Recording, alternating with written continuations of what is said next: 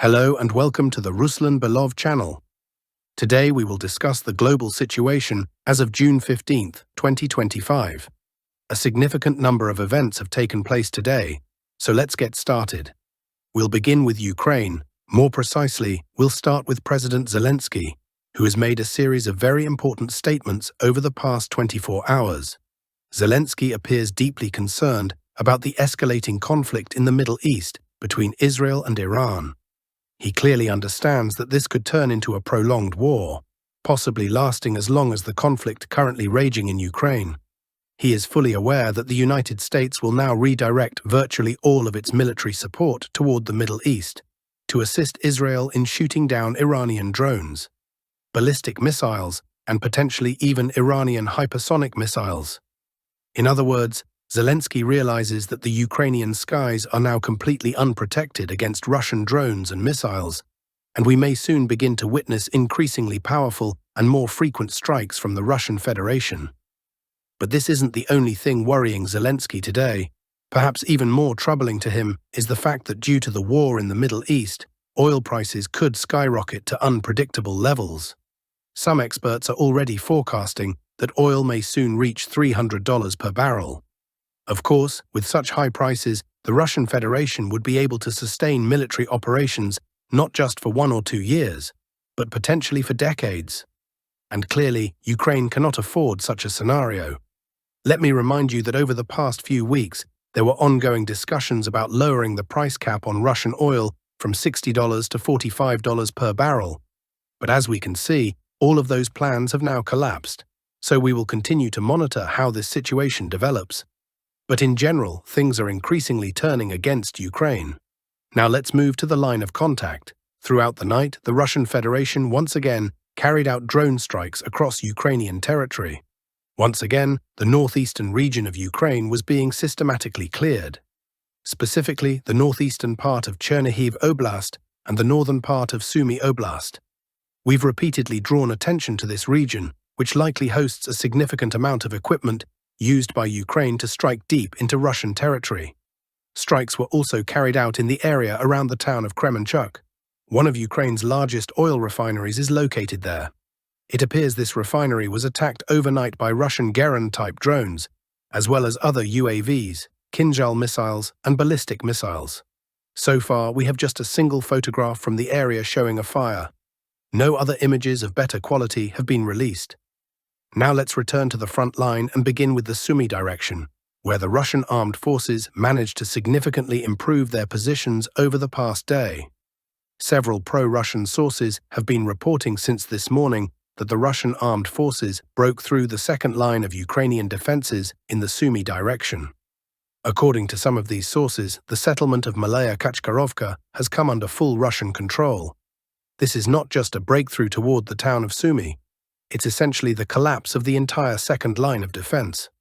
Now between Malaya Kachkarovka and the southern reservoir, Ukrainian forces no longer have any viable communication routes. The road between Pizarevka, part of Highway 07, and Volzhansk is now unusable for Ukrainian troop movements.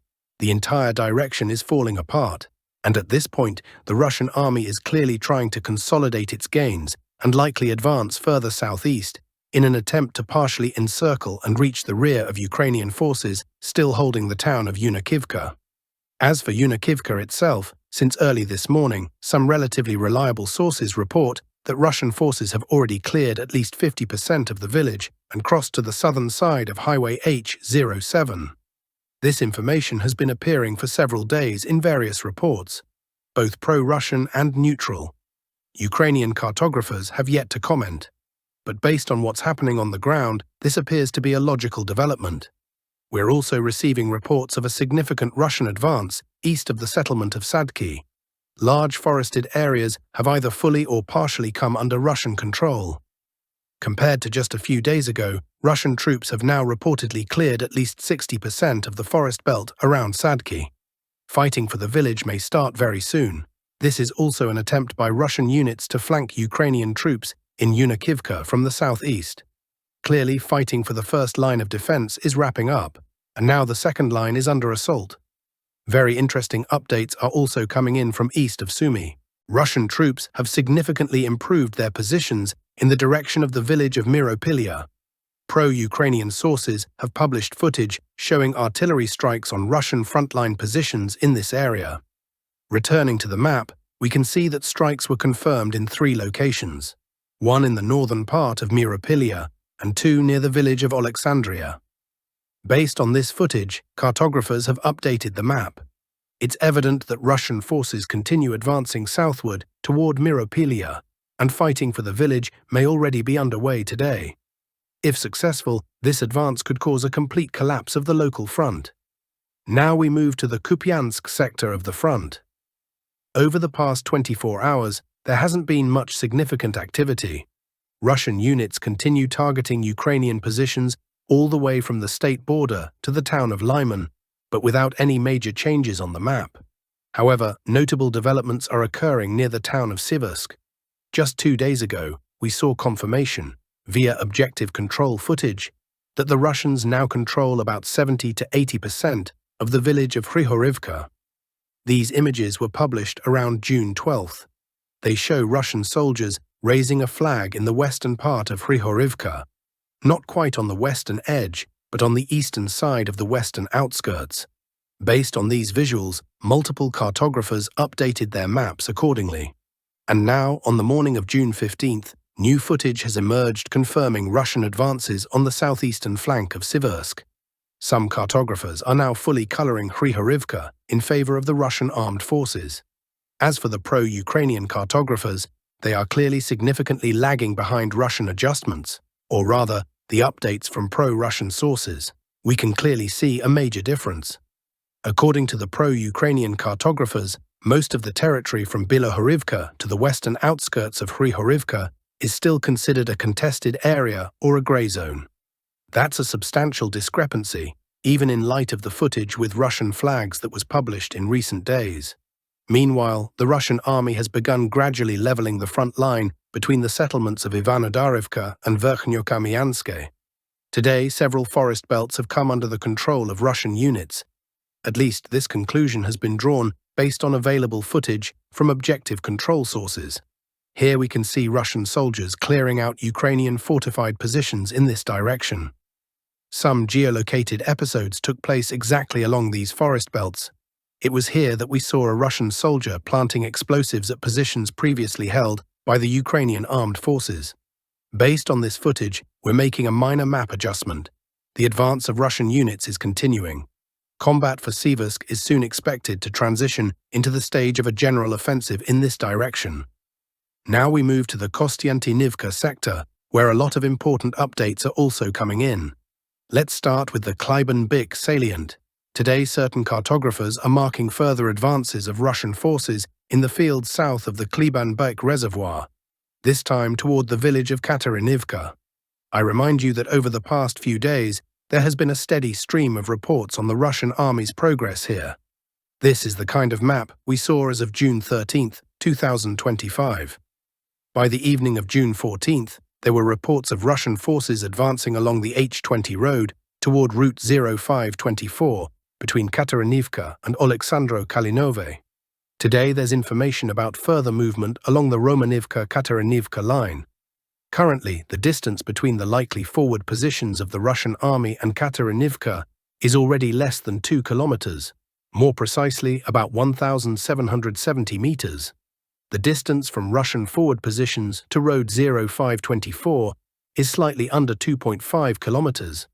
This northeastern push is evidently part of a broader Russian plan to create a cauldron or operational encirclement of Ukrainian units located along the Toretsk-Kostiantinivka railway and the Kryvyi Torets River. This section of the front is being enveloped from both the west and east by Russian forces. If we focus on the northeastern direction, the partial encirclement, or possibly full encirclement, has already been completed. Now everything has paused, as people wait for Russian units to push further north toward Kateryniivka and Road 05-24 from Romanivka. Every 100 meters of advance in this area will worsen the situation for Ukrainian troops.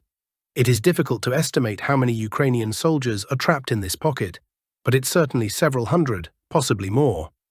Meanwhile, the Ukrainian side has launched several stabilizing counterattacks west of Yablonivka. It appears that during one of those counterattacks, Ukrainian forces managed to partially regain control over the western outskirts. These frames were published by Russian sources and show Ukrainian units clearing buildings in western Yablonivka, while Russian artillery strikes hit Ukrainian positions.